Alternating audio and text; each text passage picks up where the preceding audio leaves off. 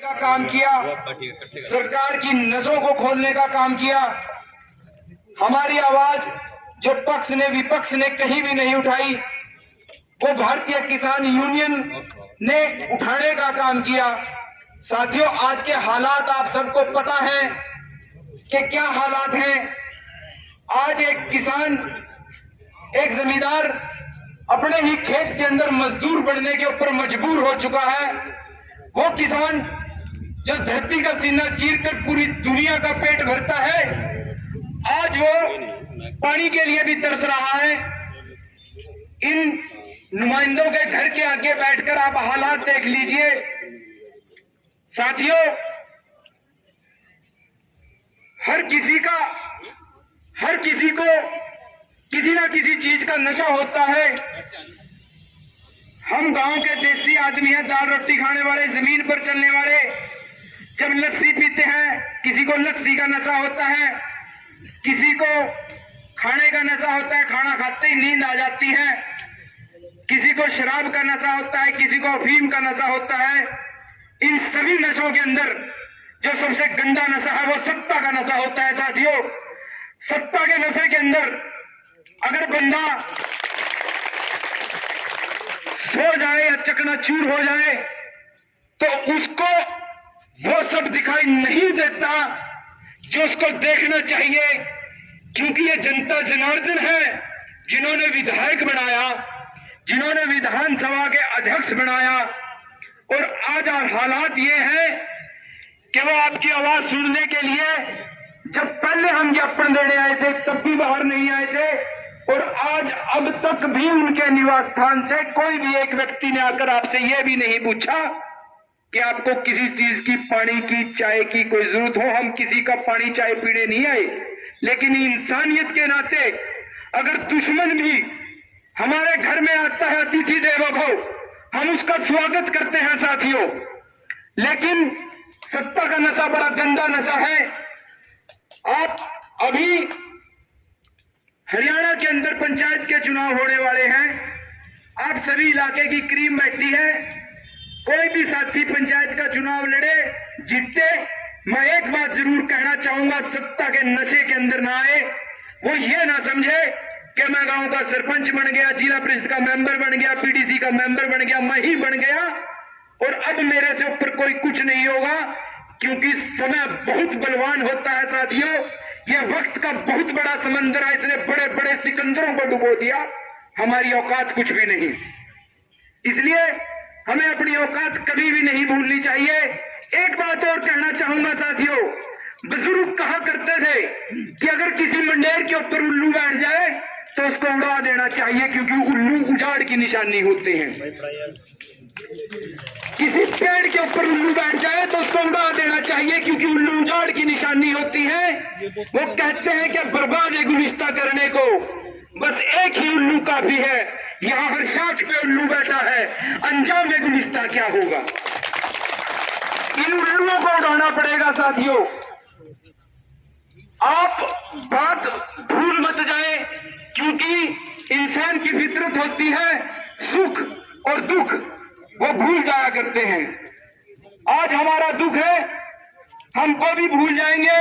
कल को चुनाव होगा, दोबारा फिर इनके गीत गाने लगेंगे। साथियों, आज जो हमारे साथ खड़ा है उसकी बात को ध्यान में रखते हुए इनको वही दिशा निर्देश दें, इनको उसी तरीके से समझाएं, क्योंकि जो जिस तरीके से समझता है उसको उसी तरीके से समझाना चाहिए। साथियों,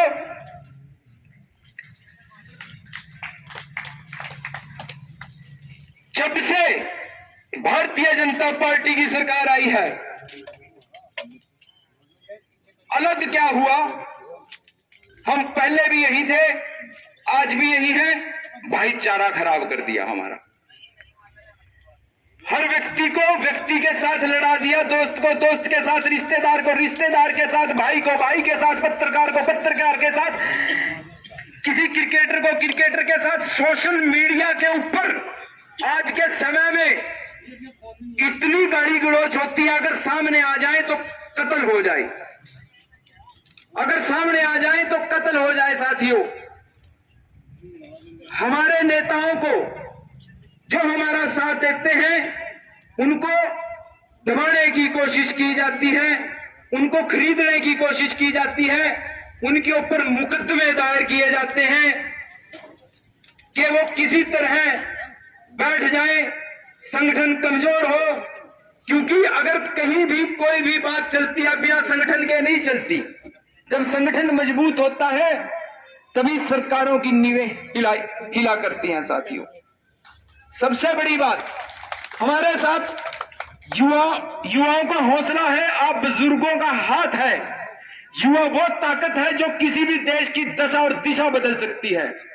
युवा वही ताकत है साथियों जिसने गुजरात के अंदर भी एक स्टूडेंट आंदोलन हुआ था और सरकार को बदलने का काम किया था। सभी युवा साथी अपना इसी तरह हौसला बनाए रखें, क्योंकि जब बात इज्जत के ऊपर आती है तो उससे ऊपर कुछ नहीं होता।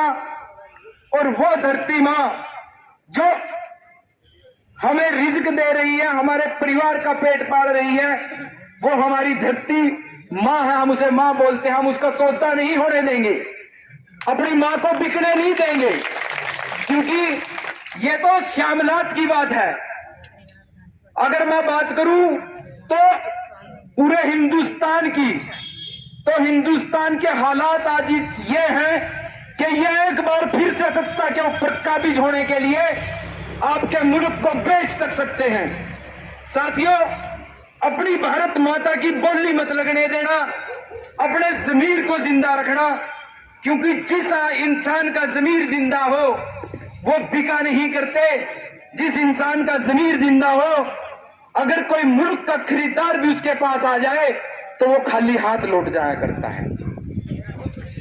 साथियों, बहुत सी ऐसी आपके ऊपर ऐसी स्थिति आएगी, आपको शायद यहां से दबाने का काम किया जाए या इससे आगे पता नहीं कितने प्रोटेस्ट करने पड़े। जैसे आपने किसान आंदोलन लड़ा था, लगातार कई महीने सड़कों के ऊपर बैठ के काटे, बहुत से किसानों को अपने प्राणों की आहुति देकर इस किसान आंदोलन को कामयाब करना पड़ा।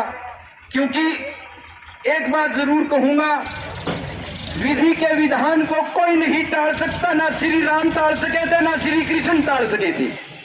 अगर आपकी किस्मत में यहां लाठियां लिखी है तो उसको कोई नहीं टाल सकता। अगर आपकी किस्मत में मरना लिखा है, जहां भी समय जो निश्चित है वो निश्चित है, आप उसी समय मरेंगे। आप सभी साथियों से यही प्रार्थना है कि अपना हौसला टिकने ना दे, क्योंकि इस हौसले के अंदर बड़ी ताकत होती है। साथियों, आप सब यहां पर इतनी गर्मी के अंदर बैठे हैं, आपका हौसला यह दिखाता है, दर्शाता है कि आपके अंदर कितनी ताकत है। आप दाएं बाएं देखिए कि कोई खिड़की से निकलने का भी प्रयास नहीं कर रहा है इतनी धूप के अंदर, आप इतनी धूप के अंदर बैठे हैं।